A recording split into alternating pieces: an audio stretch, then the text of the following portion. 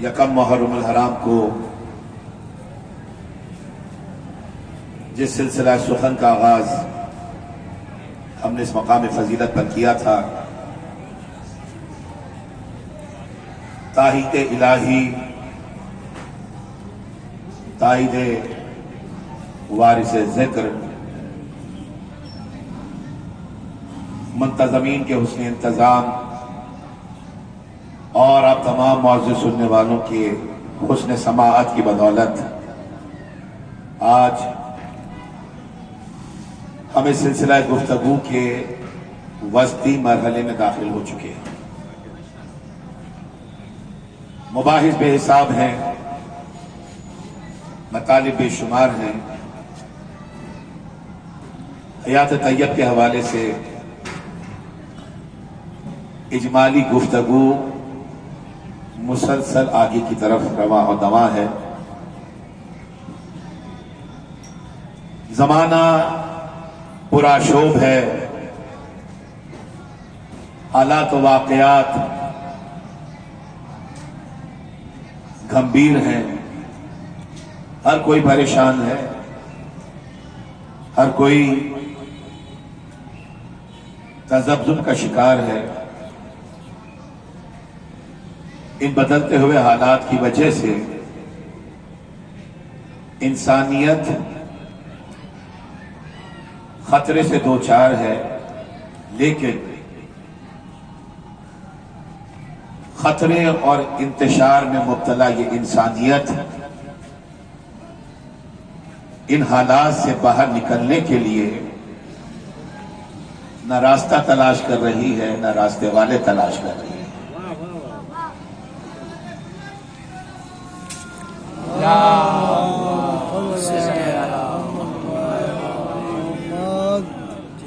قرآن تکرارا نواز دیتا ہے، قرآن بار بار خوابیدہ انسان و انسانیت کو بیدار کرنے کی کوشش کرتا ہے، لیکن انسان غفلت میں مبتلا ہے۔ سورہ مبارک تحریم 66واں سورہ کلام مجید کا، جس سورہ کے متعلق مفسرین نے یہ لکھا کہ جو کوئی بھی روزانہ کی بنیاد پر سورہ مبارک تحریم کی تلاوت کرے گا وہ ہر بیماری سے محفوظ رہے گا، ہر مرض سے محفوظ رہے گا۔ اور یہ بھی لکھا گیا کہ جو کثرت سے اس 66ویں سورے کی تلاوت کرتا ہے اس پہ کتنا ہی قرض کیوں نہ ہو، اس آیت کی، اس سورہ کی فیوز و برکات کے طفیل رب ذوالجلال ہر قرض سے اسے نجات عطا کرتے ہیں۔ یہ قرآن کا اعجاز ہے، یہ قرآن کا معجزہ ہے، لیکن ہم قرآن کی طرف متوجہ نہیں ہو رہے۔ ہم اپنی زندگی کو پاکیزہ بنانے کے لیے، طیب بنانے کے لیے قرآن کی طرف دھیان نہیں دیتے ہیں۔ ہم قرآن ناطق کو تو مانتے ہیں، قرآن ناطق کی زندگی سے سمجھتے نہیں ہیں کہ ان کی زندگی سے ہمیں اصول کیا مل رہا ہے۔ ہم نے قرآن صامت کو اور آ کے قرآن پر پڑھا، لیکن پیغام قرآن کو حاصل نہیں کیا۔ ہم آقا کے فضائل سنتے ہیں، محبت امیر کائنات میں سرشار ہو جاتے ہیں، لیکن میرا مولا ہمیں کس حقیقت کی طرف توجہ دلوا رہا ہے، کس درجے کا قاری قرآن ہے، کس درجے کا عالم قرآن ہے۔ شواہد النبوہ کی روایت ہے، مولانا جامی نے اس روایت کو لکھا، اپنی کتابوں سے عرض نہیں کر رہا ہوں، کہ امیر کائنات کی قرآن پر دسترت اور علمیت کا عالم یہ تھا کہ میرا مولا سواری میں سوار ہونے کے لیے پہلا پاؤں رکاب میں رکھتا تھا تو الحم سے قرآن شروع کرتا تھا، اور دوسرا پاؤں دوسری رکاب تک پہنچنے سے پہلے والناس تک علی ابن ابی طالب قرآن ختم کر لیتے تھے۔ محمد وآل محمد صلوات۔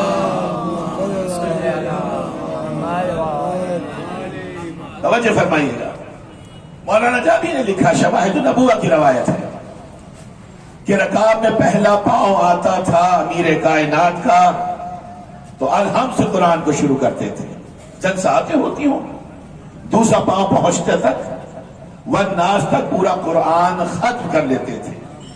مولانا اسماعیل دیوبندی لکھتے ہیں کہ میں نے کسی مجلس میں اس روایت کو پڑھ دیا تو کچھ لوگ میرے پاس آ گئے، کہ مولانا آپ نے کیا پڑھا؟ کہ یہ پڑھا جو تم نے سنا۔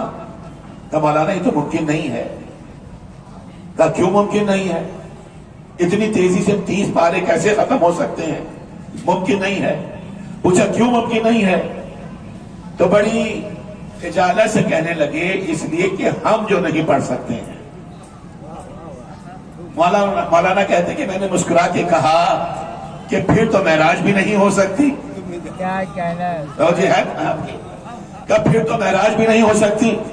گھبرا کے کہنے لگے کہ کیوں نہیں ہو سکتی؟ مولانا کہتے میں نے مسکرا کے کہا کہ ہمیں جو کوئی نہیں لے کر جاتا ہے۔ درود ہے عظمت محمد و آل محمد پر۔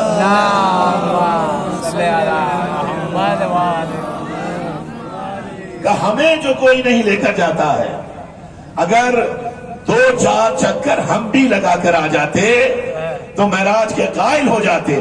اور یہیں سے اس عظیم مناظر نے ایک جملہ اپنی کتاب میں تحریر فرمایا کہ جس کے بادشاہ میں اتنی طاقت ہو کہ زمین سے سدرۃ المنتہا کا فاصلہ، آنے اور جانے کا فاصلہ اتنی سرعت سے طے کرے کہ گرمی بستر ختم نہ ہو، آب وضو بہتا رہے، زنجیر در ہلتی رہے، وہ جائے بھی اور واپس بھی آ جائے، تو جس کے بادشاہ میں اتنی طاقت ہے کیا اس کے وزیر میں اتنی طاقت نہ ہوگی کہ وہ الحم سے لے کر والناس تک کا فاصلہ نہ مونے طے کر سکے؟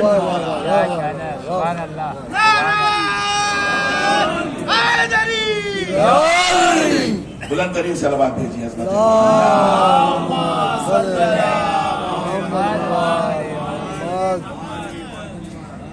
تو قرآن سمجھنے کے لیے آیا۔ آپ اس کے چاہنے والے ہیں نا، اس کے ماننے والے۔ مجھے کہا گیا کہ امیر کائنات کے فضائل زیادہ بیان کیے جائیں، تو ہم ہے ہی اس بات کے قائل کہ آپ اپنے چراغوں کو روشن کریں، اندھیرا خود بخود معدوم ہو جائے گا۔ ہمارے لیے فضیلتیں بیان کرنے کے لیے کیا کم ہے کہ ہم اور کسی طرف نکل جائیں؟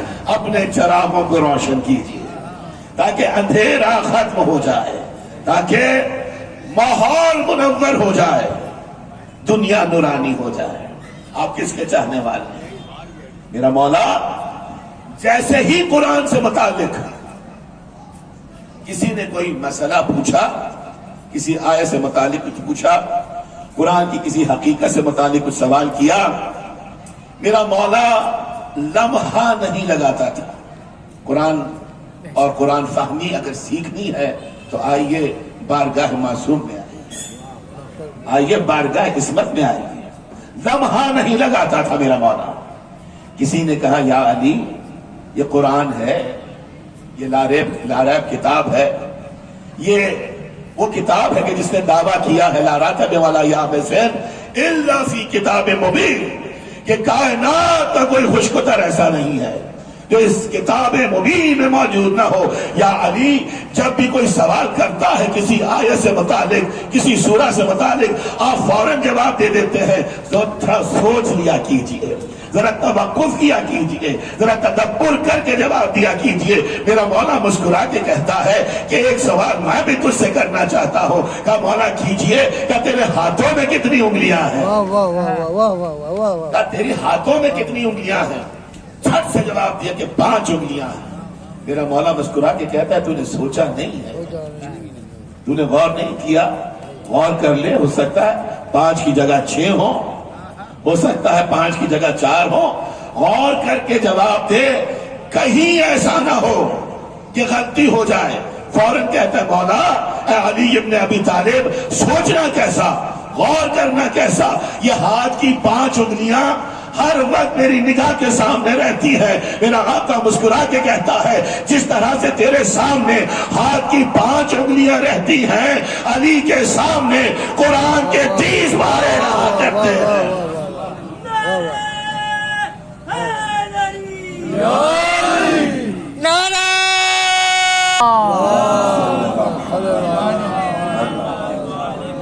تو آئیے عزیزان محترم، آئیے میرے بچوں، آئیے جوانوں، آئیے میری بہنوں، میری بیٹیوں، قرآن خوانی کی طرف آئیے، قرآن فہمی کی طرف آئیے، اپنے گھروں کو تلاوت قرآن سے منور کیجیے، اپنی زندگیوں کے لیے قرآن صامت کو بھی تھامیے، قرآن ناطق کو بھی تھامیے، تاکہ زندگی طیب و طاہر ہو جائے۔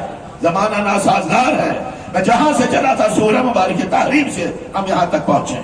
سورہ مبارک تحریم 6 آیت میں آواز دی، یا ایھا الذین آمنوا قوا انفسکم واہلکم نارا، اے صاحبان ایمان خود کو اور اپنی اولاد کو اور اپنے گھر والوں کو اس آگ سے بچانا، اس آگ سے بچانا جس آگ کا ایندھن انسان بھی ہیں اور پتھر بھی ہیں۔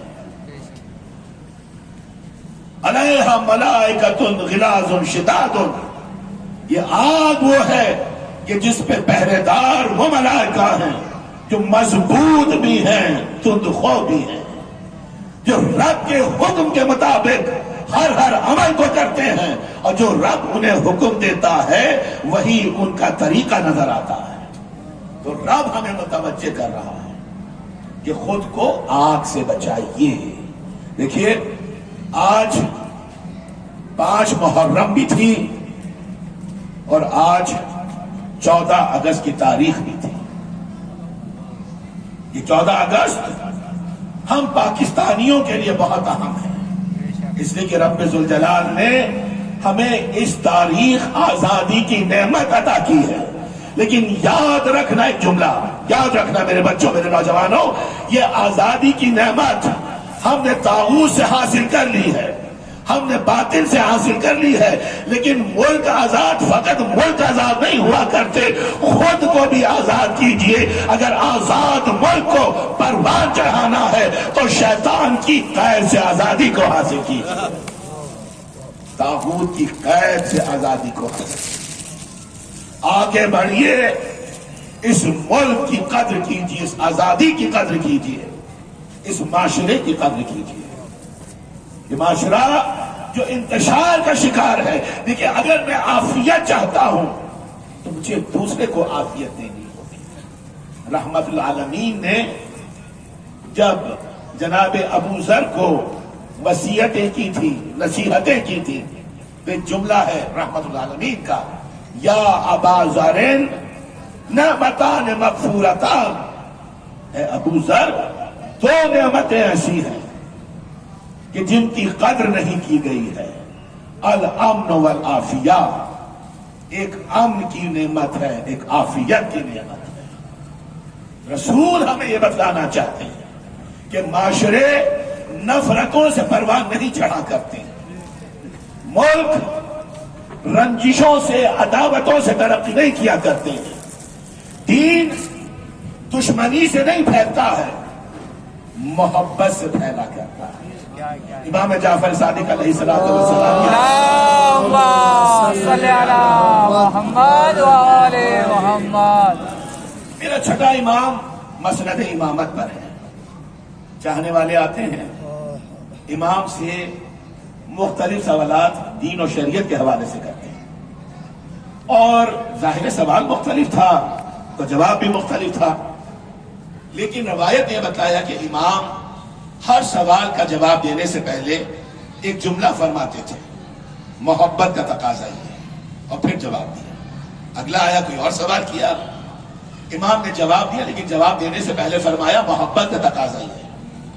کوئی تیسرا آیا، اس نے کوئی سوال کیا، سوال مختلف تھا، اس کے مطابق جواب دیا، لیکن ابتداءً فرمایا کہ محبت کا تقاضا یہ ہے۔ پہلو میں لوگ بیٹھے ہوئے ہیں، چاہنے والے بیٹھے ہوئے ہیں، شمع امامت کے گرد پروانے موجود ہیں۔ جب چاہنے والوں نے دیکھا کہ ہر سوال کے جواب سے پہلے امام یہ فرماتے ہیں کہ محبت کا تقاضا یہ ہے، محبت کا تقاضا یہ ہے، محبت کا تقاضا یہ ہے، تو کسی نے پڑھ کے پوچھا، اے فرزند رسول، یہ آپ سے مسائل دینیہ پوچھ رہے ہیں، احکامات شریعت سمجھنے آئے ہیں، اور آپ فرماتے ہیں محبت کا تقاضا یہ ہے، محبت کا تقاضا یہ ہے۔ میرے مولا نے مسکرا کے کہا، حل الدین الا الحب، کیا دین محبت کے سوا بھی کچھ اور ہے؟ اللہ اکبر، کیا دین محبت کے سوا بھی کچھ اور ہے؟ یعنی دین یہ بتلاتا ہے کہ اگر محبت کیجئے گا تو آپ بھی ترقی کریں گے، معاشرہ بھی ترقی کرے گا، یہ ملک بھی ترقی کرے گا۔ وَيَدْرَؤُونَ بِالْحَسَنَاتِ السَّيِّئَاتِ، سورہ مبارک قصص 28واں سورہ کلام مجید کا جب 54ویں آیت میں آواز دی، وَيَدْرَؤُونَ بِالْحَسَنَاتِ السَّيِّئَاتِ، اگر کوئی آپ کے ساتھ زیادتی کرتا ہے تو آپ اس کے ساتھ حسن سلوک سے پیش آئیں، اس کے ساتھ بہتر سلوک کے ساتھ پیش آئیں۔ عبداللہ انصاری صاحب تصوف ہے، مرد حق ہے، صاحب عرفان ہے۔ 3 جملے ہیں عبداللہ انصاری کی، اگر ہم ان جملوں کو سمجھ لیا تو ہمارا معاشرہ بدل جائے گا، ہمارے گھر بدل جائیں گے، ہمارے محلے بدل جائیں گے، ہمارے خاندان بدل جائیں گے، ہمارے شہر بدل جائیں گے، ہمارا ملک ترقی کے راستے پہ نظر آئے گا۔ عبداللہ انصاری کے 3 جملے ہیں کہ اگر کوئی تمہارے ساتھ نیکی کرے اور تم بدلے میں نیکی کرو تو کیا ہے؟ اگر کوئی تمہارے ساتھ برائی کرے اور تم بدلے میں برائی کرو تو کیا ہے؟ عبداللہ انصاری کہتے ہیں کہ نیکی کے بدلے میں نیکی خیر کاری ہے۔ توجہ رکھیے، میں تفصیل نہیں بیان کروں گا، ان جملوں کی تشریح میں نہیں جاؤں گا، بزرگ یقیناً حاصل کریں گے اس پیغام کو۔ عبداللہ انصاری کہتے ہیں کہ نیکی کے بدلے میں نیکی خیر کاری ہے، برائی کے بدلے میں برائی سخت ساری ہے۔ نیکی کے بدلے میں نیکی خیر کاری کیا کہ جب ایک گدھا دوسرے گدھے کا کان کھجاتا ہے تو وہ بھی اس کا کان کھجانے لگتا ہے، تو نیکی کے بدلے میں نیکی خیر کاری ہے، انسان کی خصلت نہیں ہے۔ برائی کے بدلے میں برائی سخت ساری ہے، اگر ایک کتا بھونکتا ہے تو بدلے میں دوسرا کتا بھی بھونکتا ہے۔ عبداللہ انصاری کہتے ہیں کہ انسانیت یہ ہے کہ کوئی تم سے برائی کر رہا ہو اور تم بدلے میں نیکی کر رہے ہو، کوئی تم سے غلط کر رہا ہو اور تم بدلے میں حسن سلوک کر رہے ہو، تاکہ دنیا کو بتلا سکو کہ میرے اسلام کا پیغام یہ ہے، میرے دین کا پیغام یہ ہے، حضرات محمد و آل محمد کا پیغام ہے۔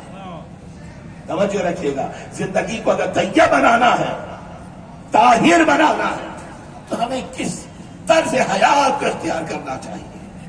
میں کہتا ہوں میں اپنے آقا کا چاہنے والا ہوں، میں اپنے مولا کا ماننے والا ہوں، لیکن ایک تاریخی حقیقت کی طرف میں آپ کو متوجہ کروں۔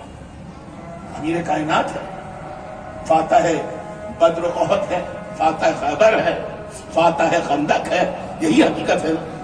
اور دوسری حقیقت کیا ہے کہ اس شیر جری کے پاس، اس شیر خدا کے پاس جو سواری تھی وہ انتہائی میانہ رفتار سواری تھی، برق رفتار سواری نہیں تھی، تیز رفتار گھوڑا نہیں تھا میرے مولا کے پاس۔ توجہ رکھیے گا، ہر بچہ میری طرف متوجہ رہے، ہر بہن ہر بیٹی اس پیغام کو حاصل کرے تاکہ معاشرہ بہتر ہو سکے، خاندان بہتر ہو سکے، گھر بہتر ہو سکے، رشتے بہتر ہو سکے۔ میں ابس گفتگو نہیں کر رہا ہوں، توجہ رکھیے گا اس منزل پر۔ میرے مولا کی سواری میانہ رفتار، بہت درمیانی رفتار والی سواری تھی، تیز نہیں بھاگتی تھی۔ مختصر کروں روایت کو تاکہ ہم اذان کی منزل تک پہنچیں تو مصائب کی منزل کا آغاز ہو جائے۔ ذرا محترم، کوئی آیا مولا کی خدمت میں اور ایک سوال کرتا ہے کہ یا علی، آپ کی سواری میانہ رفتار ہے، جبکہ آپ کی سواری کو تیز رفتار ہونا چاہیے. کہا کیوں؟ کہتا ہے کہ جب آپ میدان جنگ میں ہوتے ہیں تو پورا لشکر اسلام آپ پہ ڈیپینڈ کر رہا ہوتا ہے. اور یہی حقیقت ہے کہ جس جنگ میں میرا مولا آ گیا، جس میدان میں میرا مولا آ گیا، لشکر اسلام کو پرواہ نہیں ہوتی تھی، اس لیے کہ ابو طالب کا بیٹا موجود ہے، شیر کے دگار موجود ہے. اب فکر نہیں ہوتی تھی. اور میرے مولا کا دستور بھی یہ تھا کہ کبھی میمنے پہ جا رہے ہیں، کبھی میسرے پہ جا رہے ہیں، کبھی دائیں جاتے ہیں، کبھی بائیں جاتے ہیں، کبھی قلب لشکر میں نظر آتے ہیں. تاریخ کی حقیقتیں آپ کے سامنے ہیں کہ جب سب بھاگ گئے تھے، ایک علی تھا جو میدان میں جمع نظر آ رہا تھا. نعرہ حیدری، یہ حقیقت ہے. مست کلندر، علی علی، مست کلندر، علی علی، دو نبی پر یا دو نبی پر علی علی، جو بت چکن تھا علی علی، قرآن کا مظہر علی علی، فتح خیبر علی علی، مولا قمبر علی علی، دم مست قلندر علی علی، مشرق کا مولا علی علی، مغرب کا مولا علی علی، دونوں ہاتھ اٹھا کے علی علی، دم مست قلندر علی علی، بلبل کی چیخ میں علی علی، پھولوں کی مہک میں علی علی، دم مست قلندر علی علی. نعرہ حیدری. یہ ذکر علی ہے، فکر علی سے خالی نہیں ہونا چاہیے. فیض علی کو حاصل کرنا ہے تو یا علی کا نعرہ بھی رہے اور پیغام علی بھی زندگی میں باقی رہے. تبھی جب یہ فکر سامنے ہوتی ہے، یہ طرز سامنے ہوتا ہے، تو کوئی میسم بن کے نظر آتا ہے، کوئی مقداد بن کے نظر آتا ہے، کوئی بوزر بن کے نظر آتا ہے، کوئی کمائل کی صورت میں نظر آتا ہے، کوئی سلمان بن کے نظر آ رہا ہے. اس فکر کو سامنے رکھیے. میرا مولا میانہ رفتار سواری پہ ہوتا تھا. کسی نے کہا کہ مولا آپ کے پاس برق رفتار سواری ہونی چاہیے، کبھی آگے، کبھی پیچھے، کبھی دائیں، کبھی بائیں. یہی تو دنیا نے دیکھا تھا نا کہ جب سب بھاگ گئے تھے، یہ جمع رہا تھا. اور جمع رہ کر کیا کر رہا تھا؟ فقط کھڑا نہیں رہا، یہ بھاگتے ہوئے مسلمانوں کو بلا رہا تھا، بڑھتے ہوئے کافروں کو بھگا رہا تھا، گرے ہوئے رسول کو سنبھال رہا تھا. اور جب کسی نے بعد میں پوچھا یا علی جب سب بھاگ گئے تو آپ کیوں نہ بھاگے؟ مسکرا کے کہا کیا ایمان کے بعد کفر کو اختیار کر لیتا؟ نعرہ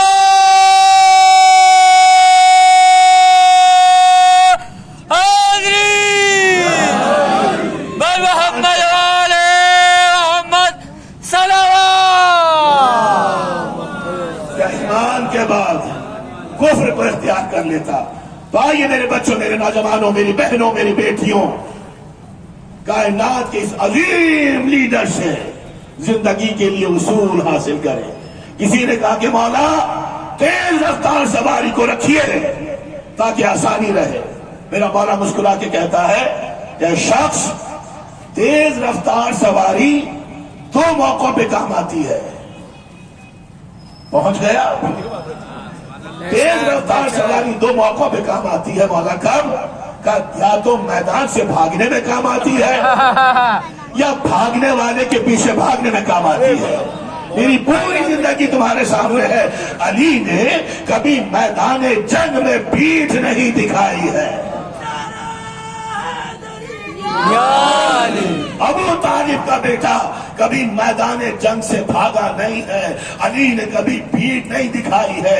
یا تو بھاگنے کے کام آتی ہے یا جو میدان جنگ سے بھاگے اس بھاگنے والے کے پیچھے بھاگنے میں کام آتی ہے. یاد رکھیے گا ہم پیغام عظیم کی طرف جا رہے ہیں. دیکھو میسج ہے، لیسن پڑھے ہے. توجہ ہاتھ مرکوز رکھیے ذکر امیر کائنات کی طرف تاکہ صاحب طہارت کی زندگی سے ہماری زندگی بھی طیب و طاہر ہو جائے، ہماری حیات بھی منور ہو جائے. میرا مولا کہتا ہے یا تو بھاگنے والے کے پیچھے بھاگنے میں کام آتی ہے یا میدان جنگ سے بھاگنے میں کام آتی ہے. پوچھنے والا ایک مرتبہ گھبرا گیا، کہا یا علی یہ میدان جنگ سے نہ بھاگنا تو سمجھ میں آتا ہے، لیکن جو بھاگ رہا ہے اس کے پیچھے نہ بھاگنا یہ سمجھ میں نہیں آتا ہے. وہ دشمن اسلام ہے, وہ دشمن دین ہے, دشمن توحید ہے, دشمن رسالت ہے, دشمن ولایت ہے. اگر بھاگ رہا ہے تو پکڑ لیجئے, ذوالفقار کا وار کیجئے, واصل جہنم کر دیجئے. میرے مولا نے اصول دیا, ہر بہن سنے, ہر بیٹی سنے, ہر بیٹا سنے, ہر بھائی سنے. میرے مولا نے ایک اصول دیا کہ سنو, علی بھاگنے والے کے پیچھے کیوں نہیں بھاگتا. میرا مولا فرماتا ہے کہ جو میدان کو چھوڑ کے بھاگے وہ نفس کا ذلیل ہوتا ہے, اور ذلیل کو اور ذلیل کرنا علی کا شیوا نہیں ہے.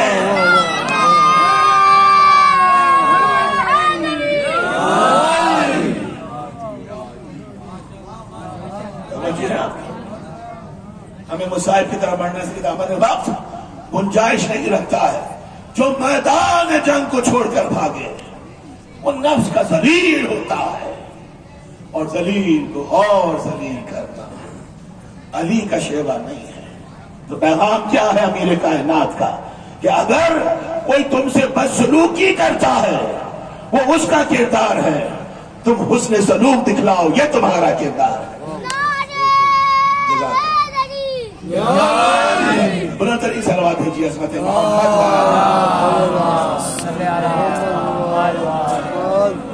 تم توقیر آدمیت دکھلاؤ, تم عظمت انسانیت کا مظاہرہ کرو. تو اب سمجھ میں آیا یہ ذات علی ابن ابی طالب توقیر آدمیت کا نام ہے, عظمت انسانیت کا نام ہے. بس دو جملے ریاض النظرہ کی روایتیں ہیں اور میں آپ سے اجازت طلب کروں گا. ریاض النظرہ کی دو جملے, دو روایتیں. ریاض النظرہ کی روایت ہے کہ سرکار دو جہاں نے آواز دی,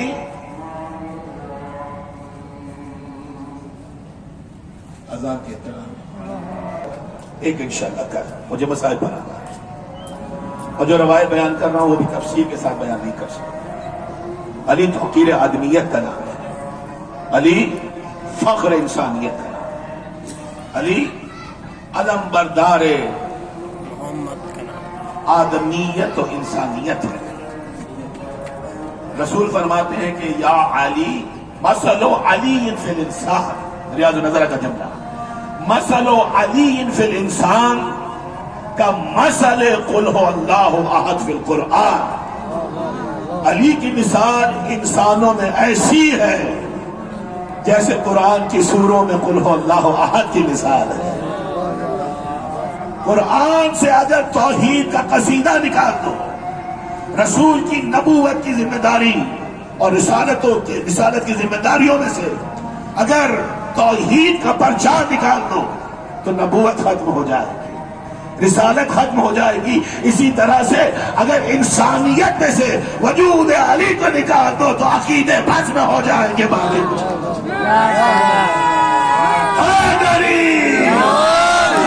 بس اس نعرے کے ساتھ کلمہ شروع کرنا یہی کچھ ہے. کے سب میں دعا کیجیے مولانا صاحب کا سایہ ہمارے سروں پہ قائم رہے.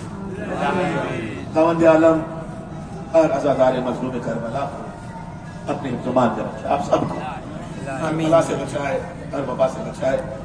میں مستقلاً عرض کر رہا ہوں, درخواست کر رہا ہوں کہ اگر اس طرح سے ٹائم کو مرتب کیا جائے تو نماز بھی جلدی ہو رہی ہے, کہ میں آپ کے سامنے 8 بجے ممبر پر آ جاؤں تو ہم سہولت کے ساتھ اس ذکر کو ادا کر سکیں گے اور مجالس کے اوقات میں کوئی تصادم نہ ہوگا. انشاءاللہ بھی 4 دن باقی ہیں. رب کریم ہمیں اس در کے فیض کو حاصل کرنے کی توفیق عطا فرمائے.